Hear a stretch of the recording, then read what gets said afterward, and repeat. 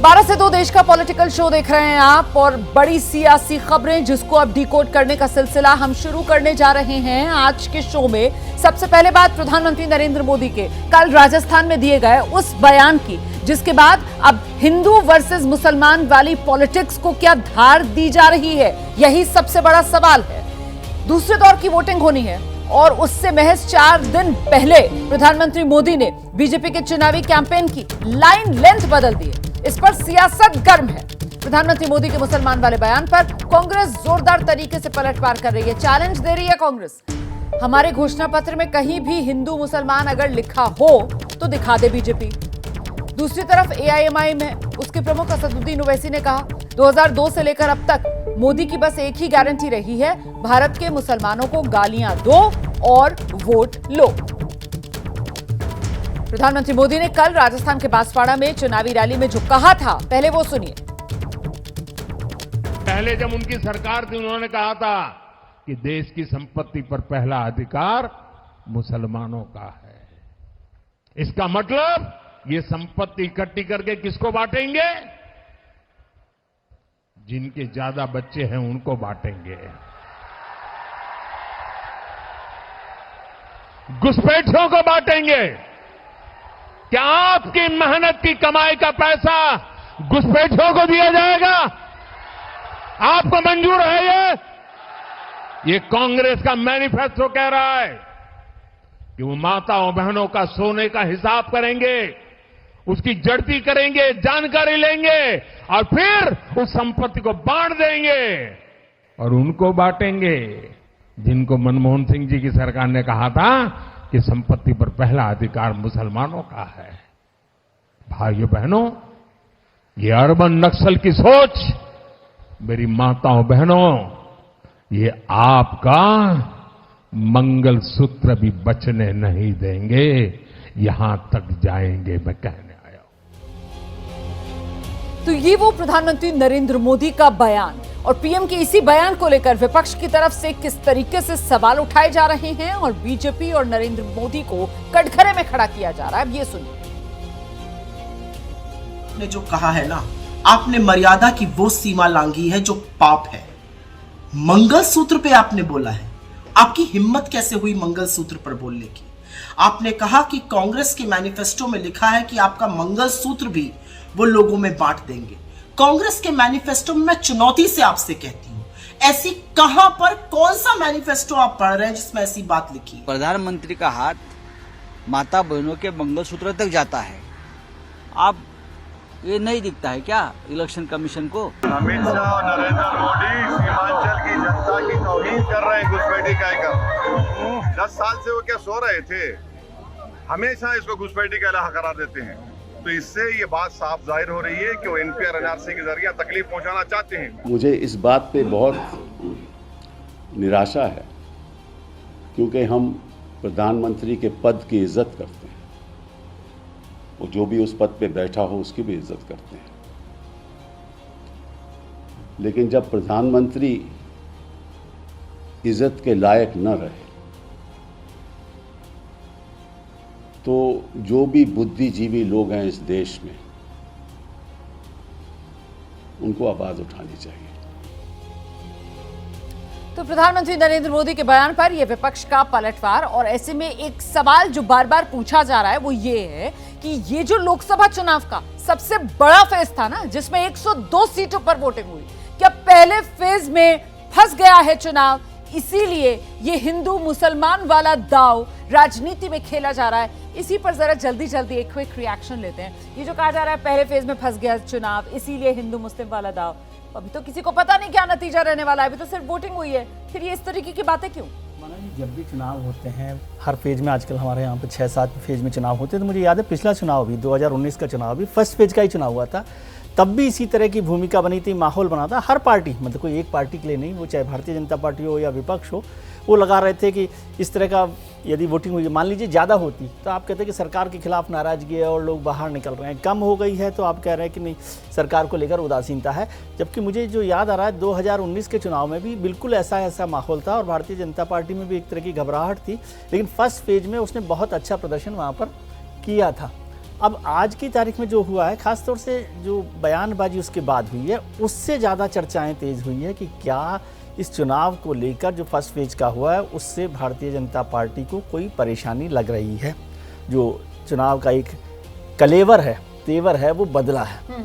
क्या वो बदलना चाहिए, नहीं बदलना चाहिए? नहीं, जो बात आप कह रहे हैं मुकेश केजरीवाल जी, क्या ये पहले फेज को लेकर किसी तरीके की घबराहट बीजेपी की नजर आती है, इस वजह से इस तरीके के बयान, या फिर ये कॉन्फिडेंस है और आगे के लिए एजेंडा सेट हो रहा है? देखिए, ये बात सही है कि पॉलिटिकल पार्टीज को, कैंडिडेट्स को काफी हद तक समझ में आने लगता है।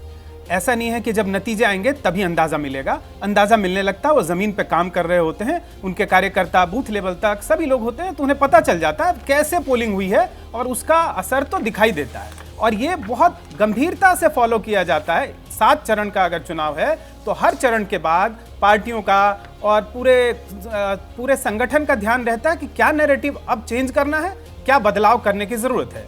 अब रही बात कि क्या जो ये प्रधानमंत्री का बयान आया है उसमें एक बात हमें ध्यान रखने की जरूरत है कि अल्पसंख्यक हो या कोई भी ऐसा वंचित तबका है, उनके बारे में अगर कहा भी जाता है कि पहला हक है तो वो कोई गलत नहीं है। जैसे आपके परिवार में जो सबसे छोटा बच्चा होता है, अगर आपके पास एक ही मिठाई होती है तो आप सबसे पहले उसको दे देते हैं। वो तो अलग ही बहस हो गई है ना, उस बहस में हम अभी नहीं पढ़ रहे हैं। हाँ, हम अभी ये जिस तरीके से चुनाव पहला फेज हो चुका है, अब सेकंड फेज वोटिंग की शुरू होनी है, और उससे पहले ये जिस तरीके का बयान सामने आया है, राकेश शुक्ला जी आप इसको किस तरीके से रीड कर रहे हैं? देखिए, भारतीय राजनीति का स्वभाव कभी नहीं रहा कि वो विकास के पहिए पे चले। आज आजादी के बाद से अभी तक आप देखिए तो उसके भारतीय राजनीति या भारतीय चुनावी राजनीति? भारतीय राजनीति का आप देखिए, चुनाव उसका एक अहम महत्वपूर्ण हिस्सा है। उसके 2 पहिए रहे, एक जाति या दूसरा धर्म, और इन्हीं 2 पहियों पे राजनीति चलती रही। विकास यदि मुद्दा होता तो 2004 का चुनाव भारतीय जनता पार्टी नहीं हारती। विकास यदि मुद्दा होता तो ये जो पहले फेज का मतदान हुआ है उसमें भर भर के वोट पड़ते विकास के नाम पे। लेकिन 102 सीटों पे जो चुनाव हुआ, निश्चित तौर पे सभी दलों के लिए वो चिंता का विषय है। और दूसरा फेज भारतीय जनता पार्टी के लिए इसलिए चुनौतीपूर्ण है क्योंकि 89 सीटों में 40 से ज़्यादा सीटें भारतीय जनता पार्टी के पास हैं। तो ये जो आगे के 6 चरण हैं उसमें 441 सीटें हैं। यदि उसको नैरेटिव के साथ नहीं लड़ा गया तो जो 303 का आंकड़ा आगे ले जाने का एक लक्ष्य लेकर भारतीय जनता पार्टी चल रही है, मुझे लगता है उसे हासिल करना कठिन हो जाएगा। बिल्कुल। तो अभय जी, आप भी इसे इसी रूप में रीड कर रहे हैं क्योंकि वो लक्ष्य बहुत बड़ा है ना, कि कम से कम जो पिछली बार विक्ट्री थी उससे तो बड़ी जीत, और पिछली बार 303 बीजेपी ने अपने दम पर हासिल की थी, इसीलिए ये माहौल बनाने की कोशिश। देखिए, पिछला लक्ष्य तो जो लक्ष्य भाजपा ने कहा है और जिसको मीडिया में भी एम्पलीफाई कर रहा है उसको तो भूल जाना चाहिए। हाँ, वो 370। हाँ, वो तो भूल जाना चाहिए उसको। अभी तो समस्या ये है कि 272 आएंगी कि नहीं आएंगी। अगर आप भारतीय जनता पार्टी का चुनावी इतिहास देखें तो भाजपा जब भी चुनावी मुहिम में सांप्रदायिक मुद्दा उठाती है, हिंदू बनाम मुस्लिम करती है, तो उस चुनाव में उसमें आत्मविश्वास का अभाव होता है और वो चुनाव वो जरूर हारती है, गारंटी के साथ हारती है। देखिए, बिहार में जब ये कहा गया, जब लगा कि ये चुनाव हार जाएंगे, तो उन्होंने कहा कि यहां अगर वोट पड़े, उनको वोट मिले तो पाकिस्तान में पटाखे फूटेंगे। भाजपा चुनाव हार गई।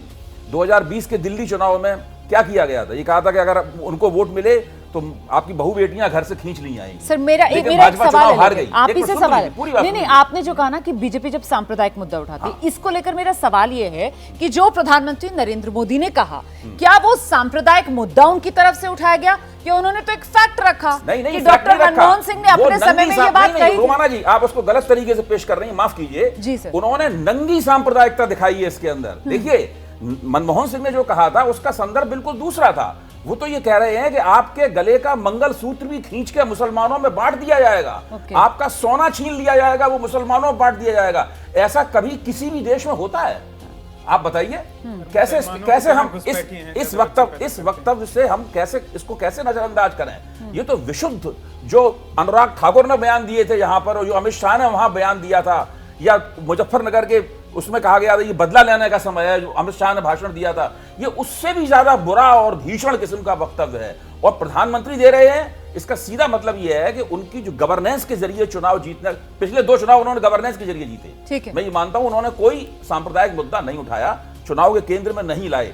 अगर इतना ही गंभीर मसला था कि हिंदुओं का सोना छीन के मुसलमानों में बांट दिया जाएगा, तो शुरू से प्रधानमंत्री ने ये बात क्यों नहीं कही? इसको छुपाए क्यों रहे वो इस बात को? ठीक है, राकेश शुक्ला जी, ये सांप्रदायिक मुद्दा है जो प्रधानमंत्री लेकर आए हैं। अरे निश्चित नंगा सांप्रदायिक मुद्दा। यदि ये सांप्रदायिक मुद्दा है तो जब प्रधानमंत्री मनमोहन सिंह प्रधानमंत्री रहते हुए जब उन्होंने कहा था कि देश की संपत्ति पर पहला हक अल्पसंख्यकों का है, तो उनकी तरफ से फिर सांप्रदायिक मुद्दा उठाया गया था। तो उस समय भी टिप्पणी होनी चाहिए थी। टिप्पणी कांग्रेस की तरफ से। तो यदि सांप्रदायिक मुद्दा तब था तो आज भी है, यदि सांप्रदायिक मुद्दा तब नहीं था तो आज भी नहीं है, क्योंकि उन्होंने प्रधानमंत्री मनमोहन सिंह के बयान को ही कोट किया। बिल्कुल, जब डॉक्टर मनमोहन सिंह ने कहा था तो मतलब उनका भी सांप्रदायिक बयान था, और उस सांप्रदायिक बयान के जवाब में फिर इसको बयान को अगर देखा जाए तो ये सांप्रदायिक होगा ना, मतलब दोनों बयान एक जैसे है ना मुकेश केजरीवाल जी? देखिए, सबसे पहले तो प्रधानमंत्री मनमोहन सिंह ने विज्ञान भवन में एक लिखा हुआ भाषण दिया था। मेरे पास है, मैं और वो 3 लाइन उसकी सुना सकता हूं। हाँ, और उसमें स्पष्ट हमने भी वो पूरा बयान बनवाया, सुनाते हैं आगे हम जी। उसमें उन्होंने स्पष्ट कहा था, ये किसी भी सरकार की घोषित नीति होती है। भाजपा के सभी कार्यकर्ता जिसने भी मेंबरशिप ज्वाइन की होगी वो एक सिग्नेचर करते हैं बाकायदा कि मुझे भारत के संविधान में सेक्युलरिज्म में भरोसा है। भाजपा के संविधान में लिखा है कि उनका सेक्युलरिज्म में भरोसा है। तो ऐसे में जो प्रधानमंत्री मनमोहन सिंह ने कहा था, उन्होंने कहा था कि देश के संसाधनों पे दलितों का, पिछड़ों का, आदिवासियों का, मुसलमानों का यानी अल्पसंख्यकों का सबसे पहला हक है। अगली लाइन जो उन्होंने कही, अंत में मुसलमान शब्द कहा था, वहीं से शुरू किया। लेकिन इसकी भी एक पृष्ठभूमि है। कांग्रेस को यह भी ध्यान रखना होगा कि कांग्रेस ने तुष्टीकरण किया, कांग्रेस लगातार अपीजमेंट करती रही। मुसलमान आज भी अगर इतने पिछड़े हैं तो उसकी सबसे बड़ी दोषी कोई है तो कांग्रेस ही है। और वो अलग बहस हो गई ना। अभी आज का जो मुद्दा उस पर रहता है, ये बयान भी हम दिखा रहे हैं विजय सर। ये बयानों को अब किस तरीके से देखा जाए, ये एकदम कोरी सांप्रदायिकता पर चुनाव आ रहा है, या फिर ये दो राजनीतिक दलों की आपस की लड़ाई है कि साहब बीजेपी जो है वो कांग्रेस को बेनकाब करने का काम कर रही है? देखिए रोमाना जी, प्रधानमंत्री मनमोहन सिंह जी का जो बयान है वो बहुत पुराना बयान है, उस पर कई बार चर्चा हुई है ऐसा जी। आज जो प्रधानमंत्री बोल रहे हैं वो भी लगातार बात होती रही है। एक्चुअली क्या है कि हम बयानों के फैक्ट्स को इलेक्टोरल ट्विस्ट के साथ मिक्स कर रहे हैं जी। इलेक्टोरल ट्विस्ट जो है ना वो अलग चीज़ है। प्रधानमंत्री मनमोहन सिंह ने जो कहा उसमें भी कोई आपत्ति वाली बात नहीं है, कोई प्रधानमंत्री संसाधनों पर और सब चीज़ों पर चर्चा कर रहा है उसको लेकर। लेकिन जब यहाँ आज भाषण पर उनकी चर्चा हो रही है तो वो उसका एक इलेक्टोरल ट्विस्ट है। आप समझिए कि ये सरकार भी 10 साल तक सबका साथ, सबका विकास, सबका प्रयास की बात करती रही है, अपनी योजनाओं में मुसलमानों को लेकर बात करती रही है। लेकिन और उसमें प्रधानमंत्री जी ने क्या कहा कि जब बात हो रही है मुसलमानों की, फिर उसको उन्होंने एक ट्विस्ट के साथ जोड़ा घुसपैठियों के, ज्यादा बच्चों के घुसपैठियों, लेकिन उन्होंने कहा कि घुसपैठियों को बांटेंगे। हाँ। तो वो एक उसमें और एक ट्विस्ट उन्होंने दे दिया है ताकि आपके पास एक स्पेस रहे ये कहने के लिए कि ये सिर्फ मुसलमानों की बात नहीं हो रही, ये घुसपैठियों मुसलमानों की बात हो रही है कि जो इस बात को चर्चा कर रहे हैं। लेकिन ये इलेक्टोरल ट्विस्ट है। जब शासन चल रहा था तो सबका साथ, सबका विकास और सबका प्रयास था, लेकिन अब क्योंकि माहौल चुनाव का है इसीलिए बयानों में ये तनाव है जो सुनाई पड़ रहा है। चर्चा आगे बढ़ाएंगे। 12 से 2 देश का पॉलिटिकल शो देख रहे हैं आप। वरिष्ठ पत्रकारों का पैनल लगातार यहां स्टूडियो में मेरे साथ बना हुआ है। पहले दौर में कम वोटिंग को लेकर चुनाव आयोग चिंतित दिख रहा है। इस वक्त की बड़ी खबर, ब्रेकिंग न्यूज, बढ़ती गर्मी और उसमें वोटर्स को हो रही दिक्कतों को लेकर इस वक्त चुनाव आयोग में अहम बैठक चल रही है। आने वाले दिनों में ऐसे क्या इंतजाम किए जाएं कि वोटर्स को किसी तरीके की कोई दिक्कत ना हो, इसी को लेकर बातचीत हो रही है। हम सीधे आपको लेकर चलते हैं। हमारे साथ हमारे सहयोगी अंकित गुप्ता इस वक्त मौजूद हैं। अंकित, वोटर्स को कैसे और सहूलियत दी जाए ताकि वोट डालने आने में उन्हें कोई दिक्कत ना हो और ये वोटिंग परसेंटेज बढ़े, क्योंकि पहले चरण में 102 सीटों पर जो वोट डाले गए हैं 2019 के मुकाबले 2024 में औसतन करीब 5% कम हुआ है वोटिंग परसेंटेज। उसी की भरपाई आगे किसी रूप में की जा सके, इसी को लेकर मंथन। बिल्कुल रोमाना, देखिए केंद्रीय चुनाव आयोग को भी ये पता है कि इस बार जो चुनाव हो रहे हैं वो पिछले जो 2014 या 19 की बात की जाए उसके कंपैरेटिव जो थोड़ा सा और ज्यादा डिले हो रहा है, यानी कि लेट हो रहा है। मई का पूरा महीना जो है ये गर्मी का जो प्रचंड गर्मी का महीना होता है उसमें चुनाव हो रहे हैं, अलग अलग राज्यों में हो रहे हैं। और पहले चरण का जो आपने जिक्र किया ना, तो चुनाव आयोग के सामने चिंता क्या है? यूपी जहां पर करीबन 60-61% मतदान हुआ, बिहार जहां करीबन 50% से कम मतदान हुआ, राजस्थान जहां करीबन 57% मतदान हुआ, ऐसे बड़े राज्य जहां पर मतदान प्रतिशत को बढ़ाने के लिए काफी कोशिश की गई थी, उसके बावजूद वो मतदान प्रतिशत बढ़ा नहीं है। और केंद्रीय चुनाव आयोग के सामने यही चिंता है। और अभी तो पूरा चुनाव बाकी है, सिर्फ एक चरण हुआ है, 6 चरण होना बाकी है, उसके बाद काउंटिंग। तो ऐसे में कैसे ज्यादा से ज्यादा मतदाताओं को घरों से निकाला जा सके, उसको लेकर चर्चा की गई है। और अब से कुछ देर बाद वो प्रॉपर डिटेल भी जारी की जाएगी कि क्या पहलुओं पर चर्चा की गई है। लेकिन सूत्र इसी बात की ओर इशारा कर रहे हैं कि फिर चाहे वो टेंट लगाने की बात हो, पानी पिलाने की बात हो, या उसके अलावा जो कोई ऐसे इंतजाम कि कैसे फर्स्ट हाफ और या सेकंड हाफ में परसेंटेज को बढ़ाया जाए, इन तमाम पहलुओं पर चर्चा की गई है। बहुत शुक्रिया आपका इस तमाम जानकारी के लिए अंकित गुप्ता। हम नजर बनाए रखेंगे इस खबर पर, जैसे ही कोई और अपडेट आएगा दर्शकों तक पहुंचाएंगे। आगे बढ़ते हैं, बात 42 लोकसभा सीटों वाली पश्चिम बंगाल की करेंगे, जहां शिक्षक भर्ती घोटाला मामले में ममता बनर्जी सरकार को कलकत्ता हाईकोर्ट से बड़ा झटका लगा है। हाईकोर्ट ने पश्चिम बंगाल स्कूल सेवा आयोग पैनल द्वारा की गई स्कूल शिक्षकों की भर्ती रद्द कर दी है। हाईकोर्ट ने 2016 का पूरा जॉब पैनल रद्द कर दिया है। इस फैसले की वजह से 25,753 शिक्षकों की नौकरियां रद्द हो जाएंगी। मतलब समझते हैं आप, पश्चिम बंगाल में 25,753 शिक्षकों की नौकरियां रद्द, मतलब इसके दायरे में 25,000 से ज्यादा परिवार और लोगों की संख्या, अगर एक परिवार में 4 लोग भी आप जोड़ें, औसतन लाख बनती है, उससे भी ज्यादा। तो कलकत्ता हाईकोर्ट ने 6 हफ्ते में साथ ही साथ ये बड़ा आदेश दिया है कि सभी जो शिक्षक वो अपना वेतन लौटाएं। इस मामले में तत्कालीन शिक्षा मंत्री पार्थ चटर्जी को ईडी ने 2022 में ही गिरफ्तार किया था।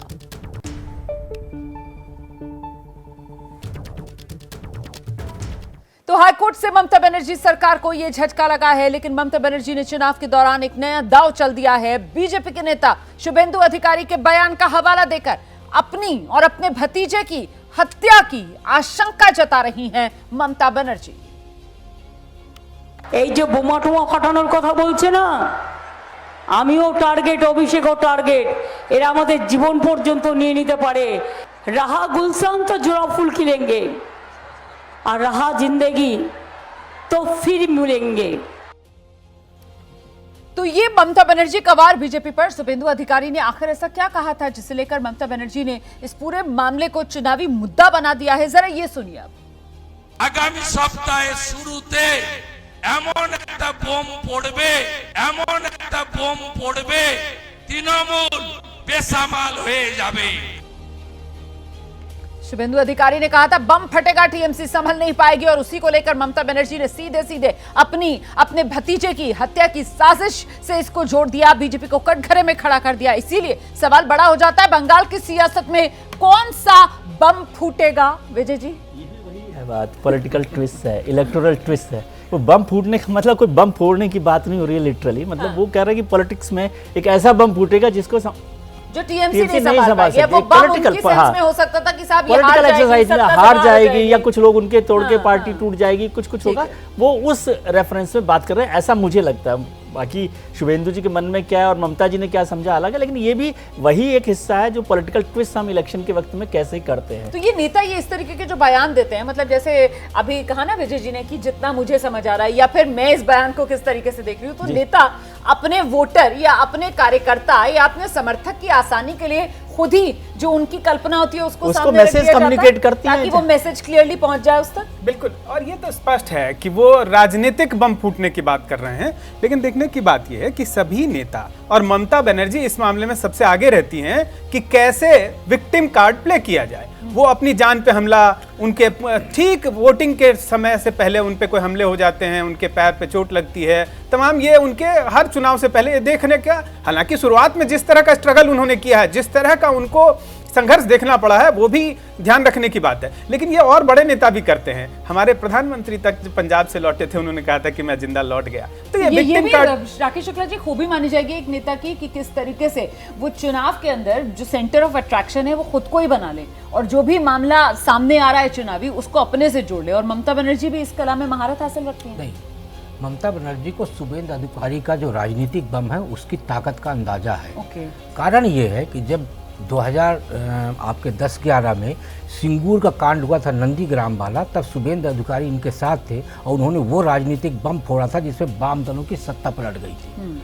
और इस बार संदेश खाली का जो बम है वो कहीं ना कहीं इनको खतरा महसूस करा रहा है ममता बनर्जी जी को। तो शुभेंदु जी ने जो बम की बात की है तो ममता को लग रहा है कि यदि संदेश खाली का बम भी उसी तरह से फटा जैसे सिंगूर में फटा था तो उनके लिए मुश्किल पैदा करेगा। और जो 2014 में स्थितियां तृणमूल कांग्रेस की थी यानी 34 सीटें, तो कहीं वो बम इस बार भारतीय जनता पार्टी को उस आंकड़े तक न पहुंचा दे। वही घबराहट जो है उनको अपने आप को जख्मी और जान से जोड़ के दिखाने की कोशिश करवा रहा है। तो मतलब वो सियासत में बम संदेश खाली वाला, लेकिन कहीं ना कहीं चुनावी कहीं फायदा पूरा बीजेपी ना ले जाए, इसीलिए ममता बनर्जी ने उसे अपनी जान अपने भतीजे की जान से जोड़ दिया। अभय जी, देखिए बंगाल में बहुत जबरदस्त टक्कर हो रही है जी, बहुत ही जबरदस्त चुनाव हो रहा है बंगाल में, और किस तरफ पानी मरेगा, कौन ज्यादा जीतेगा कौन कम जीतेगा, इससे काफी कुछ तय होने वाला है। भाजपा को लगता है कि जो 100% स्ट्राइक रेट वाले 95% स्ट्राइक रेट वाले इलाके हैं, अगर वहाँ हमारी कुछ सीटें कम होती हैं तो स्वाभाविक तौर पर कम हो सकती हैं, तो हम बंगाल से कुछ सीटों की भरपाई करेंगे। ममता बनर्जी का मानना यह है कि भरपाई करने की बात तो दूर रही, हम आपकी और भी कुछ सीटें कम कर देंगे। जहाँ तक संदेश खाली का सवाल है, मुझे लगता है कब फूटेगा बम वो 7वें चरण के चुनाव के बाद फूटेगा। पहले चरण का चुनाव तो हो ही गया है, और दूसरी बात ये कब फूटेगा, वो तो भाजपा को तो उम्मीद ये थी कि पूरे देश में संदेश खाली का असर जाएगा। ऐसा तो हुआ नहीं। वो 2 ब्लॉक जो हैं बशीरहाट निर्वाचन क्षेत्र के, उन्हीं 2 ब्लॉक में पूरा का पूरा आंदोलन वो सिमट कर रह गया है। थोड़ा बहुत असर उसका कहीं कुछ अनुभूत जा सकती थी, लेकिन भारतीय जनता पार्टी संदेश खाली को पूरे बंगाल के चुनाव में भी नहीं फैला पाई है। नहीं, लेकिन जो बात आप कह रहे हैं कि साहब ये बम कब फूटेगा, ये तो मेरे ख्याल से 4 जून को ही राकेश शुक्ला जी पता चल पाएगा कि बम फूटा या नहीं। अभी फूटा नहीं है बम, तो सब शाहजहां शेख की गिरफ्तारी हो चुकी है, बम तो फूट ही चुका है। अच्छा ठीक है, मैं आ रही हूँ, एक मिनट जरा एक बड़ी खबर बता देते हैं। दिल्ली में कन्हैया कुमार और उदित राज की उम्मीदवारी का विरोध हो रहा है, ये इस वक्त की बड़ी खबर है। आप जानते हैं कांग्रेस पार्टी की तरफ से जो नॉर्थ ईस्ट दिल्ली सीट है वहां से कन्हैया कुमार को, और जो नॉर्थ वेस्ट सीट है वहां से उदित राज को उम्मीदवार बनाया गया है। दिल्ली में कांग्रेस दफ्तर के बाहर ही इन दोनों की उम्मीदवारी को लेकर ये विरोध किया जा रहा है। तो भीतर जो है कांग्रेस पार्टी के दफ्तर में प्रेस कॉन्फ्रेंस चल रही है, जिसमें कन्हैया कुमार मौजूद हैं, जेपी अग्रवाल बैठे हुए नजर आ रहे हैं उनके साथ, जिनको चांदनी चौक से कांग्रेस पार्टी की तरफ से उम्मीदवार बनाया गया है, और यहां पर उदित राज भी मौजूद हैं। और ये कांग्रेस पार्टी के दफ्तर के बाहर जो विरोध हो रहा है वो दरअसल कन्हैया कुमार और उदित राज की उम्मीदवारी को लेकर ये विरोध किया जा रहा है। अब इस विरोध की मुख्य वजह क्या है? क्या ये कांग्रेस के कार्यकर्ता ही हैं जो कन्हैया कुमार और उदित राज की उम्मीदवारी का विरोध कर रहे हैं? और अगर विरोध कर रहे हैं तो क्यों विरोध कर रहे हैं? इस तरीके के कई सवाल हैं जो आपके मन में भी आ रहे होंगे। हम इंतजार कर रहे हैं कि हमारे साथ हमारे कोई सहयोगी जुड़ेंगे तो हम उनसे जवाब ले पाएंगे। फिलहाल जो बड़ी तस्वीर उभर रही है और जो समझ में आ रहा है इन तस्वीरों को देखकर विजय जी, वो बाहरी वाला जो टैग पहले कन्हैया कुमार पर लगा था, हालांकि उदित राज तो जीते हुए हैं बीजेपी के सिंबल पर, ये नॉर्थ वेस्ट वाली सीट, और पिछली बार कांग्रेस ने उम्मीदवार भी बनाया था, हार गए थे। देखिए उदित राज और कन्हैया, खासतौर से कन्हैया कुमार को लेकर बाहरी वाला जो है उम्मीदवारी का विरोध है। और ये दोनों उम्मीदवार, देखिए जेपी अग्रवाल तो मतलब लंबे समय से क्या कहना चाहिए, पैदाइशी एक तरह से कांग्रेसी उम्मीदवार हैं, इसलिए उनको लेकर नहीं हो रहा। लेकिन ये दोनों बाहरी उम्मीदवार हैं। हाँ जी। उदित राज पहले आईएएस रहे, फिर बीजेपी में आए, कांग्रेस में आए और लगातार, और कन्हैया कुमार लेफ्ट से यहाँ पर आए। लालू यादव ने बेगूसराय में उनको टिकट नहीं लेने दिया तमाम दबाव के बाद, तो यहाँ पर क्या गया, तो कांग्रेस के जो संगठन के लोग हैं वो बाहरी लोग। बिल्कुल, मैं सीधे जरा दर्शकों को लेकर चलूंगी कांकेर, जहाँ पर गृहमंत्री अमित शाह का संबोधन हो रहा है। बहुत बड़ा परिवर्तन करने का काम किया है। मोदी जी ऐसे प्रधानमंत्री है जिनके पास 10 साल का ट्रैक रिकॉर्ड भी है और 25 साल का एजेंडा भी है। मैं राहुल बाबा को पूछना चाहता हूं, 4 पीढ़ी ने शासन किया। राहुल बाबा 4 पीढ़ी ने, जवाहरलाल नेहरू, इंदिरा गांधी, राजीव गांधी, सोनिया, मनमोहन सिंह, और अब आप मुझे बताओ मेरे छत्तीसगढ़ के गरीबों के लिए क्या किया? ये कांग्रेस पार्टी ने छत्तीसगढ़ राज्य बनाया क्या? जोर से हाँ ना बोलना भाई, बनाया? जोर से बोलो, बनाया। महतारी वंदन का पैसा भेजा, किसानों को पैसा भेजा, तेंदुपत्ता वालों को बोनस दिया, माताओं के घर में गैस का सिलेंडर दिया, गरीबों को घर दिया, गरीबों को शौचालय दिया, नल से जल दिया, किसान का 3100 रुपया में चावल धान खरीदा और हर गरीब को 5 किलो अनाज मुफ्त में देने का काम किया क्या? तो राहुल बाबा, ये सब तो हमारे नेता नरेंद्र मोदी ने किया। नरेंद्र मोदी, आप छत्तीसगढ़ आओ तब इस बात का हिसाब लेकर आना। भाई और बहनों, आज नरेंद्र मोदी जी ने देश के 60 करोड़ गरीबों को 5 लाख तक का पूरा स्वास्थ्य का खर्चा फ्री ऑफ कॉस्ट कर दिया है। 5 लाख तक कोई भी मेरा आदिवासी भाई बहन बीमार पड़े, इलाज के लिए खर्च करने की जरूरत नहीं है। और मैं आज कहने आया हूं एक मोदी की गारंटी। मोदी जी को तीसरी बार प्रधानमंत्री बना दो। 70 साल के ऊपर के गरीब क्या, पैसे वाला क्या, गांव क्या, शहर क्या, सभी का 5 लाख तक का खर्चा माफ हो जाएगा। ये मोदी का गारंटी। तो चुनावी सभा में मोदी की गारंटी बताते हुए गृहमंत्री अमित शाह को आप सुन रहे थे। कांकेर में ये चुनावी सभा हो रही।